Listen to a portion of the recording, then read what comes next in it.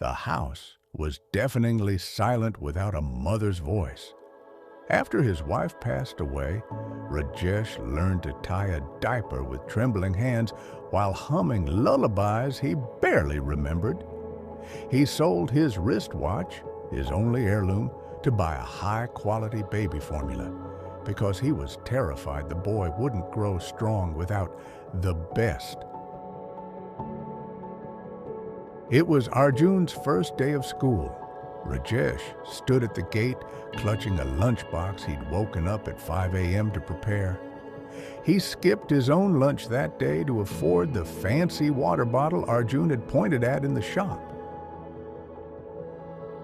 The roof leaked. Rajesh placed buckets under the drips and moved Arjun's study table to the only dry corner.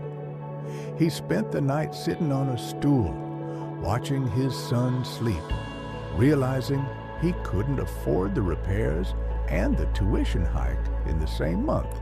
That night, he felt the weight of being a single father. There was no one to whisper to, no one to share the worry with. Just the sound of rain and the rhythm of a child's breathing. Rajesh wore the same 4 formal shirts to his accounting job for 5 years straight. He was stitching small tears where they wouldn't show under a blazer. "Dad, why don't you buy a new shirt?" Arjun asked. Rajesh laughed it off. "This cotton is seasoned, Arjun." In reality, the shirt money was tucked away in an envelope labeled college fund. The entrance exam coaching fees were more than Rajesh's 6-month salary. He took a second job as a night security consultant for a warehouse.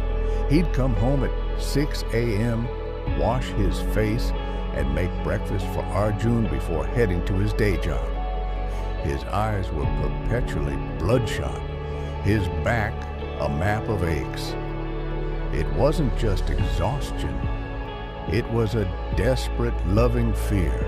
The fear that if he tripped once, his son's entire future would collapse.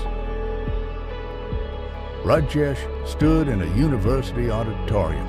His suit was a decade old and smelled of mothballs. As Arjun walked across the stage to receive his engineering degree, he didn't look at the dean. He looked at the man who was both mother and father, the man whose hands were calloused, but whose heart was a fortress. Arjun, now a successful professional, took his father's hand. He noticed for the first time how thin those hands had become. "Dad," Arjun whispered, "you can stop counting the pennies now." Rajesh looked at his son, tall, confident, and unburdened. The math was finally done. The middle-class struggle wasn't a burden anymore. It was a bridge that had successfully carried his heart to the other side.